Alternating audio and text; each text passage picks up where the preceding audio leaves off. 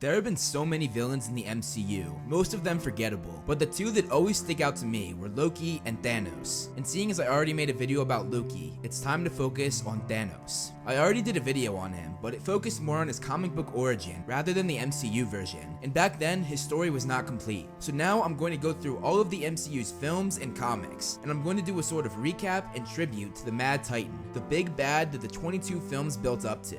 Obviously there are going to be spoilers, so there's your warning. Now, let's get started. Thanos was born on the planet Titan to his father Lars and was a member of the Titanians, a race of powerful godlike beings. The planet had a lot of problems, the biggest being overpopulation. Thanos, who unconditionally loved his people, desperately sought to save his planet from imminent destruction. He went to the leaders of his world and proposed his own idea to kill half of the Titanian population entirely at random to reset and not have overpopulation be the death of them all. He figured half the population being killed was better than the entire population dying off. His idea, however, was considered to be too drastic and was dismissed by his people, who exiled him from Titan for his insane suggestion. Shortly after he was banished, Thanos' prediction came true. Titan ended up becoming subsequently devastated due to its overpopulation, and the planet was nearly uninhabitable. Another result of this devastation was that the Titanian species was on the verge of complete extinction. Had they listened to Thanos, the planet would have been saved, and their species would still be thriving on Titan. Thanos being right might have been the worst thing for him, however. It put the idea in his head that if this happened to Titan, then the same thing would happen to the rest of the universe. As a result of Titan's fall and the circumstances surrounding him, Thanos came to believe that the universe's huge population was depleting all of its resources, which Thanos feared would cause the end of the universe itself, just as it did on Titan. However, that was not the case. Thanos was just set in his ways and had PTSD from his home planet being destroyed. He had Survivor's Guild, which messed with his head, making him think that he was more of a god than he actually was. To save the universe, he became a world conqueror, moving throughout the universe, going from planet to planet and wiping out half of their population at random. Due to his ideology, comparing Titan to the rest of the universe, he honestly thought that what he was doing was the right thing, and thought that his actions were helping save and balance the universe. While doing this, Thanos earned himself a fearful reputation as a galactic warlord. He was known for having immense power, and he even ruled over a region of space known as Sanctuary, or Chitauri Space. His immense power led him to gaining control over 3 deadly armies, the Chitauri, the Sakarans, and the Outriders. With the 3 armies at his disposal, his fearful reputation, and his insanely high body count, he was considered among many to be one of, if not the most powerful being in the universe. He also had a personal servant named the Other, who was extremely loyal to him. As Thanos went from planet to planet on his conquest to save the universe, he would sometimes collect orphans from the planets where he cut their population in half. His oldest children were Ebony Maw, Corvus Glaive, Cole Obsidian, and Proxima Midnight. He turned the 4 of them into warriors, and they were all extremely devoted to Thanos' command, and the 4 would eventually be known as the Black Order. One day, when Thanos was conquering a planet, he did as he always did, wiping out half their population. But while he was there, his attention was instead focused on a young native of the planet named Gamora, who was bravely fighting back against one of Thanos' Chitauri soldiers. When Thanos went up to her asking what was wrong, she demanded to know where her mother was, looking Thanos dead in the eyes with no fear whatsoever. After asking what her name was, Thanos said that she was quite the fighter. Come, let me help you. As his army killed half the population of Gamora's planet, he made sure that she did not watch, instead focusing her attention on a switchblade that he had. He told her that it was perfectly balanced, as all things should be, referring to his conquest of balancing the universe. Thanos had killed Gamora's family, but offered her a new one by his side, along with his other children. Gamora quickly became his favorite and most promising child, training her to become the deadliest woman in the galaxy. As a result of this, he genuinely cared about her, and for the first time, it wasn't just unconditional love or an attachment because they served him, but this was real love. He often called her Little One, a nickname that he gave to her that had a lot of meaning for him. Thanos hoped that one day she would inherit his throne, but over time, she slowly started to hate him, but he never lost hope that she would become loyal to him again. Around that same time, Thanos adopted another child named Nebula, and she too was trained to be a deadly assassin. Thanos never cared for her the way that he cared for Gamora, however. He always pitted the 2 girls against each other, and every time Nebula lost, he removed one of her body parts and replaced it with a piece of machinery, claiming that he wanted her to be the equal of Gamora, but Nebula was never able to win. Nebula was desperate to please her father, but always seemed to fall short in his eyes due to the fact that in his eyes, Gamora was the only perfect child. After spending years wiping out half the population on planet after planet, Thanos realized that there were far too many life forms in the universe for him to balance it by himself. he decided to change his goal, and he stopped wiping out planets' populations, and instead dedicated the rest of his life to finding the Infinity Stones, his ultimate goal to use them to fully wipe out half the universe in one quick snap. He later told his daughter that once he found and used the stones to fulfill that task, he would go to his farm and live out a peaceful life, sure that the universe would be grateful for his actions, clearly showing how deranged and sick he was. Thanos scoured the universe looking for the Soul Stone, the Reality Stone, the Space Stone, the Time Stone, the Mind Stone, and the Power Stone. The first stone he found was the Mind Stone. Wanting to harness its power to help him find the other stones, he put it in a scepter, making it be able to control and manipulate other people's minds. Many years later, Thanos got a lead on the Power Stone, which was encased in what was known as the Orb. He sent the now adult Nebula and Gamora to the Cloud Tombs of Praxeus, where he had heard the orb was. When they got there, Nebula, once again desperate to please her father, went ahead, wanting to be the one to get the orb for him, but she ended up getting caught in a trap. Gamora went to help free her, but Thanos forbid her to do so, saying that Nebula had failed and was therefore undeserving of help. This forced Nebula to amputate her own arm in order to escape, and though Thanos replaced it as soon as she returned, this further pushed a shaken Gamora to question Thanos and the path that he had laid out for her. This was key as Thanos sent Gamora to find the Soul Stone, because when she found a map that led her right to it, she reported back to him, saying that the search was unsuccessful. She then burned the map and did not tell anyone about it. While Gamora thought she got away with this, she was very wrong. Thanos could see through her lies, but allowed her to believe that she had fooled him for the time being. While Thanos continued his mission, he gained yet another powerful ally, Ronan the Accuser. Thanos assisted Ronan in several massacres, including one where Drax the Destroyer's entire family was killed by Ronan. One day, Thanos' personal servant, the Other, informed him that the Tesseract, the thing that encased the Space Stone, was on Earth. Around the same time, Loki traveled through a wormhole after falling from the Bifrost Bridge and ended up in Chitauri space, where Thanos' throne was. When Thanos met Loki, he offered him a deal that he could not refuse, Thanos taking advantage of Loki's greatest weakness, his desire to rule as a king.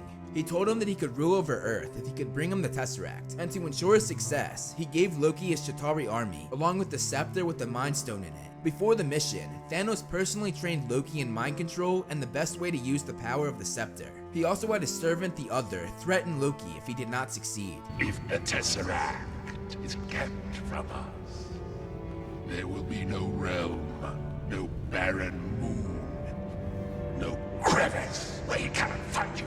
Despite all that Thanos gave him, Loki still failed the mission after being stopped by the Avengers, and more specifically, Iron Man, who destroyed the Chitauri Command Center. And not only did he fail to get the Tesseract and weaken Thanos' Chitauri army, but he also lost the scepter with the Mind Stone in it. Thanos now had none of the stones, and was informed by the Other that the inhabitants of Earth were not as weak as they had thought. But this did not faze Thanos, who stood from his throne and smiled for what was to come. He began researching the Avengers, and regarded them as unruly wretches, though he did gain respect for Tony Stark, aka Iron Man, who he viewed as a kindred spirit, who was, like him, cursed with knowledge. 2 years after Loki lost the stones, Thanos made a deal with his ally Ronan, promising to lend some of his forces in Ronan's attack on Xandar in exchange for Ronan's help in locating the orb. While Ronan was off doing that, Thanos and his daughters Nebula and Gamora went to slaughter an alien race. After their victory, Thanos informed his daughters that Ronan had tracked down the Power Stone, and that he would be sending them to Ronan to oversee its retrieval. Gamora noted that Ronan would not be happy about them observing him, but Thanos said that the alternative for him was death, and went on to say that Ronan's obsession with the attack on Xandar clouded his judgments. Nebula bowed down to her father, while Gamora rolled her eyes at her sister, something that Thanos saw and wished it had been the other way around, desperate for Gamora, his favorite child, to respect him the way that his other children did. Before Ronan could get the stone, Star-Lord got it first. To ensure its retrieval, Ronan sent Gamora and Nebula after the orb. Gamora found it first, and unknown to Thanos at the time, she cut all ties with her father after the many years of abuse that she and her siblings had gone through. She instead planned on giving the orb to the Collector, who also sought the Infinity Stones for his own purposes. When Ronan told Thanos of Gamora's betrayal, it cut deep. So deep in fact that he was unable to take the situation seriously, as he was too shocked and hurt. When Ronan accused him of this, Thanos' servant the Other spoke up and said to show Thanos respect, leading to Ronan taking his life. Thanos, however, was unfazed by his servant's death and Ronan's complaints, and simply instructed Ronan to return to his task and correct Gamora's betrayal, which he regretted more than anything, but he acted as though it just slightly irked him. Thanos then instructed Nebula to take Gamora's place, something that Thanos knew Nebula always wanted to hear. Ronan and Nebula both eventually stole the orb from the Guardians of the Galaxy, a team that Gamora now fought on against her father and her siblings. When Thanos was contacted by Ronan, Thanos was furious to discover that after experiencing the power of the orb, Ronan intended on keeping the Infinity Stone for himself, and said that he was personally coming to kill Thanos after he destroyed Xandar. Seeing a chance to rid herself of her abusive father, Nebula joined Ronan, thinking that he was powerful enough to kill Thanos. Ronan, however, not only didn't get a chance to confront Thanos, but also lost his life to the Guardians of the Galaxy before he could even destroy Xandar, making Nebula at great risk from Thanos after her betrayal. The Power Stone was then given to the Nova Corps, making that the third stone that slipped through Thanos' fingers. With his daughters, Loki, and now Ronan failing to bring him the stones, he chose to take matters into his own hand. He went to Nidavellir and forced Eitri, one of the dwarves there, to forge the Infinity Gauntlet, something capable of harnessing all 6 of the Infinity Stones. He told Eitri that if he did this, he would spare his people, but as soon as Eitri finished, Thanos broke that promise and wiped out all of the dwarves except for Eitri. He then damaged Eitri's hand so that he could not make anything similar to his gauntlet or make anything else powerful enough to stop it. Thanos then took the gauntlet and took matters into his own hands. Fine. I'll do it myself. A little while after that, Nebula attempted to kill Thanos aboard his own ship, Sanctuary 2, only to be stopped and captured. Thanos then held her there to be tortured and used to his advantage. Thanos eventually started thoroughly investigating the whereabouts of each Infinity Stone, including their current keepers. Having amassed all the knowledge that he could, Thanos launched the Infinity War so he could finally bring balance to the universe. He tracked down the Power Stone to Xandar, where it was being protected by the Nova Corps. He infiltrated their headquarters, and after retrieving the orb, he destroyed it to reveal the Power Stone and placed the stone in his gauntlet. He then wiped out half of their planet, killing millions of Xandarians. With the ship Sanctuary 2, Thanos managed to track down the starship carrying the only remaining Asgardians after Ragnarok. As his Black Order killed half of the Asgardians aboard, Thanos beat Thor half to death. His former ally Loki was on board as well, and he had the Tesseract, which encased the Space Stone, the very thing that Loki failed to bring Thanos 6 years earlier. Thanos bargained Thor's life with the Tesseract, forcing Loki to hand it over and free his brother. But before Thanos could take it, the Hulk jumped in from behind. Thanos beat the crap out of the Hulk, even drawing blood, and defeated him. Heimdall then sent Hulk to Earth to warn the 9 realms of the threat that was coming, leading to Thanos taking Heimdall's life. Thanos took the Tesseract and destroyed it to reveal the Space Stone, now giving him 2 of the 6 stones. He sent his Black Order to Earth in order to locate both the Mind and Time Stones and return them to him. However, he was interrupted by Loki, who attempted to kill him, but Thanos caught him before he could and took Loki's life. Thanos then used the stones that he had to destroy the ship and transported himself and his children away. Thanos moved on to get the Reality Stone from the Collector on Nowhere. He figured out a way to solidify the ether, a liquid-like substance, into the form of a stone and put it into his gauntlet, now harnessing the power of half of the Infinity Stones. He then destroyed Nowhere, sending it up in flames. Thanos then remembered a while back when Gamora lied to him, saying that her search for the Soul Stone was a failure, and while she thought she got away with it, Thanos knew that she was lying. Knowing that he needed Gamora to locate the Soul Stone, he devised a plan, anticipating the Guardians coming, and made Nowhere look as though it wasn't engulfed in flames, and made it look like he was torturing the Collector for the stone. Gamora, falling for this, went to attack her father and killed him, stabbing him with the very knife that he gave her on the day that they met. Gamora fell to the ground, crying, clearly conflicted by her feelings for the man that raised and trained her from a young age.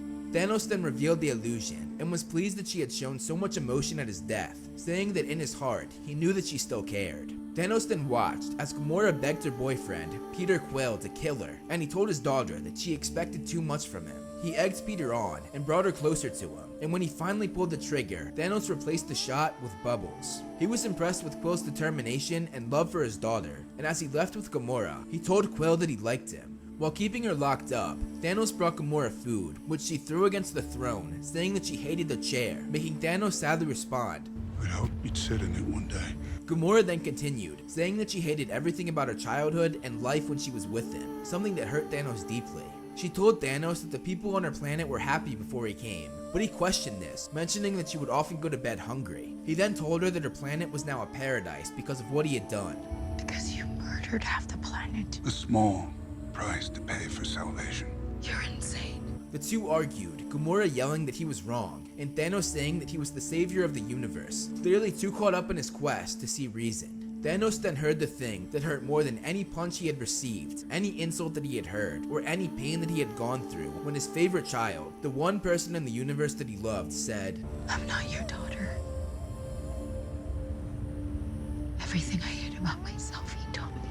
Thanos then revealed that he knew that she was lying about the Soul Stone. To get the information out of her, he tortured Nebula in front of Gamora, but Gamora continued to say that she did not know. Thanos then pulled up a hologram from Nebula's memory of Gamora revealing that she did in fact have the information. Thanos continued to torture Nebula, and Gamora finally gave in, telling him that the stone was on Vormir. Thanos took Gamora to Vormir, and there they were told by Red Skull that in order to get the stone, you must lose that which you love, a soul for a soul. This made Gamora laugh out loud, saying that he failed, as he loved nothing and no one. She thought that it was impossible for him to get the stone because of this, but she was very wrong. Thanos turned around with tears in his eyes, something that had never happened before in his entire life.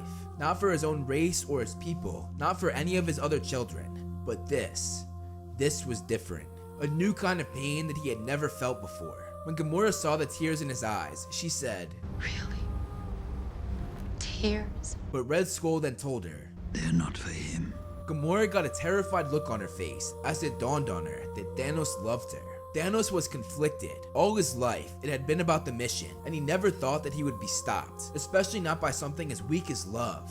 Gamora was his greatest weakness. It was the hardest decision that he ever had to make, but in the end, he decided that the mission was more important. I ignored my destiny once. I cannot do that again. Even for you. He ensured that Gamora did not kill herself and said, I'm sorry, little one. Thanos cried as he dragged the only thing he loved in the galaxy. He ignored her cries and pleas for help, which was torture for Thanos. As he neared the cliff, he was daring himself not to do it, but when he let Gamora go, he looked down upon her with tears rushing down his face in shock of what he had just done. He closed his eyes in shame and grief. He could not stand the sight of her broken dead body below. Thanos then heard a voice say, "Your will is strong, Thanos. The Soul Stone accepts your sacrifice." And the next thing he knew, Thanos awoke in the Soul World, the Soul Stone in his hand. He looked at it, wondering if what he had just done was worth it. He knew he had to move on though, and he put the Soul Stone in his gauntlet, now only having 2 more stones to retrieve. Thanos then went to Titan to retrieve the Time Stone, only to be ambushed and nearly defeated. Mantis held his mind at bay while the others tried to retrieve the gauntlet, and Mantis felt the turmoil his mind was going through, mourning the loss of Gamora. He is in anguish. He mourns. They nearly got the gauntlet, but when Peter Quill discovered that he had killed Gamora, he punched him repeatedly, making Thanos fight off Mantis. He fought back furiously against the group, defeating them all, and then throwing one of Titan's moons down upon them. Iron Man was the last one standing, and he fought back hard, even drawing blood from the Mad Titan. All that for a drop of blood. Thanos then got the upper hand and used Tony's own blade against him, stabbing him in the stomach.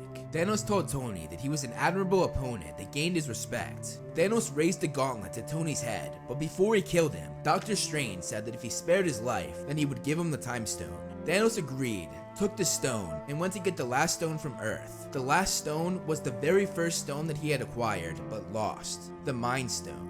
He made his way to Vision, who had the Mind Stone in his head, defeating the other half of the Avengers to get there. Before he got to Vision, however, Scarlet Witch destroyed the stone, killing Vision. He told Wanda that he understood her pain of losing someone that she loved, and when she responded, saying that he could never, the pain of losing Gamora was etched upon his face more clearly than ever. Today I lost more than you can know. When it looked like his mission was lost, Thanos reversed time with the Time Stone, brought Vision back to life, only to kill him again when he took the stone. When he put the final stone in, he had finally achieved his goal of harnessing all of the stones, but right before he was about to snap his fingers, Thor came in and chucked his new hammer, Stormbreaker, into Thanos' chest. As he forced it in deeper, Thanos told him that he should have gone for the head. He snapped his fingers, fulfilling his lifelong dream to wipe out half the universe in order to balance the galaxy.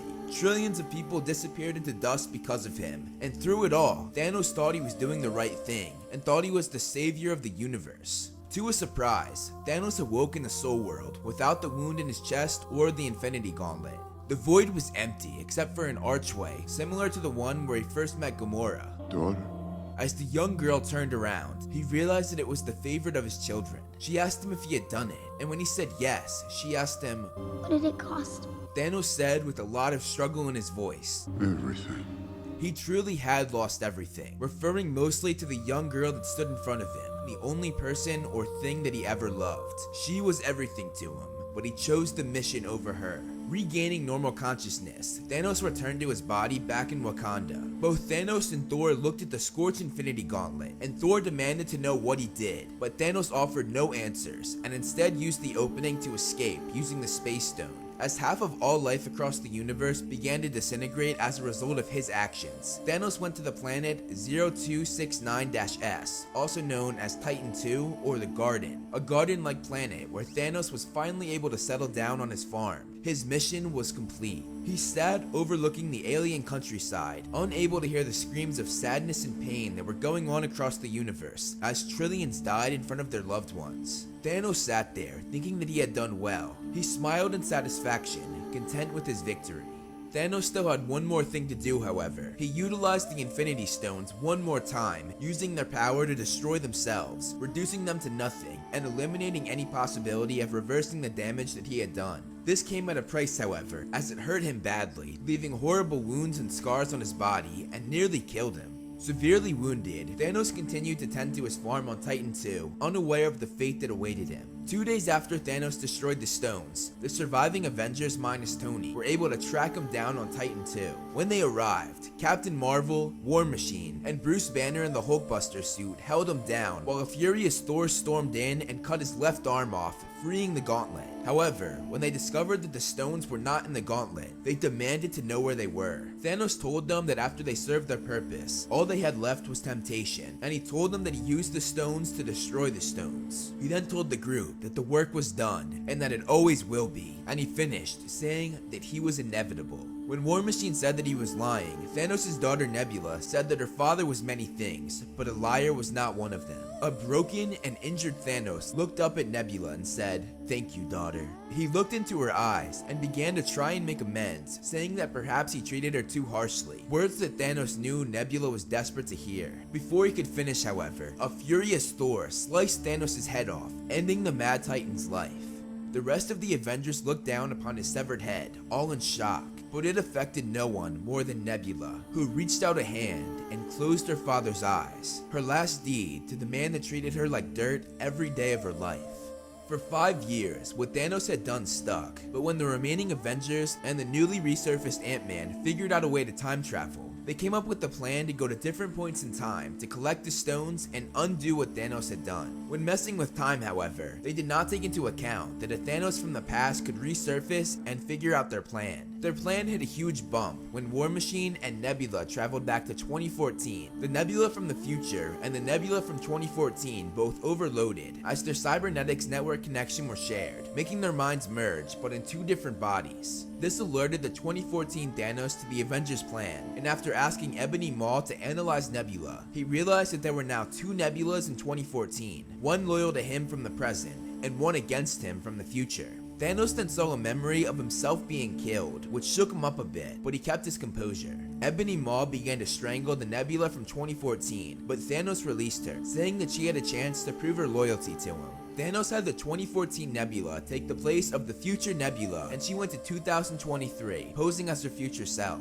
Thanos then had Ebony Maw use his sorcery to reverse engineer the Pym particles, the thing that they used to time travel, so that there would be enough for his entire fleet to be sent to the future. By the time the past Nebula arrived on Earth in 2023, a new Infinity Gauntlet had been made, and the Avengers used it to bring back all those trillions of life forms that Thanos had erased 5 years earlier. However, past Nebula used the time machine to transport Thanos and his fleet from 2014 to present day. With his ship Sanctuary 2, Thanos obliterated the Avengers facility, burying many of its members. Thanos came down to Earth and told the past Nebula to go find the stones. Meanwhile, Thanos was met by Iron Man, Captain America, and Thor. Thanos greeted them, saying, You could not live with your own failure.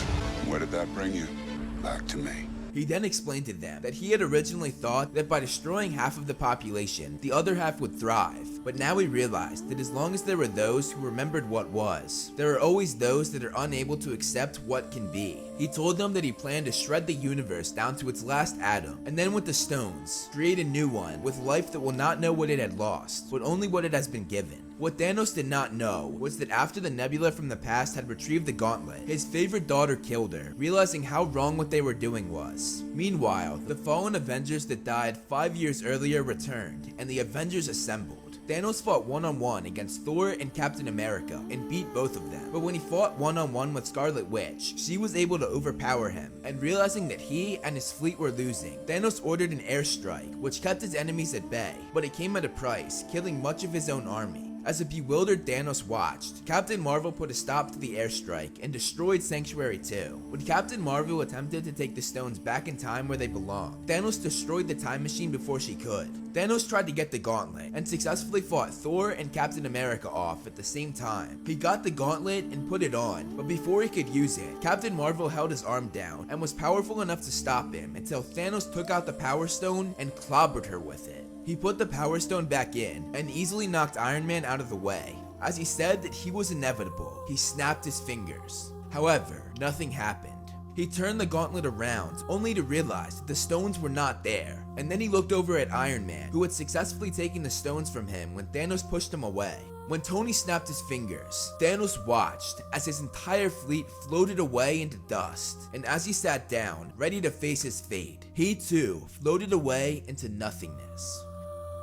Thanos did not consider himself a bad man. In fact, it was quite the contrary. He believed that he was the greatest hero the universe had ever known. He was obsessed with his mission and lost sight of right and wrong. If you look deeper at his character, he's actually quite tragic.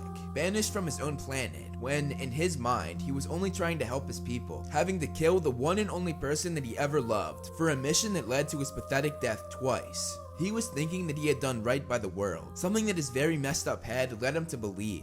Thanos will forever be remembered as the most relentless and most powerful villain the Avengers have ever faced.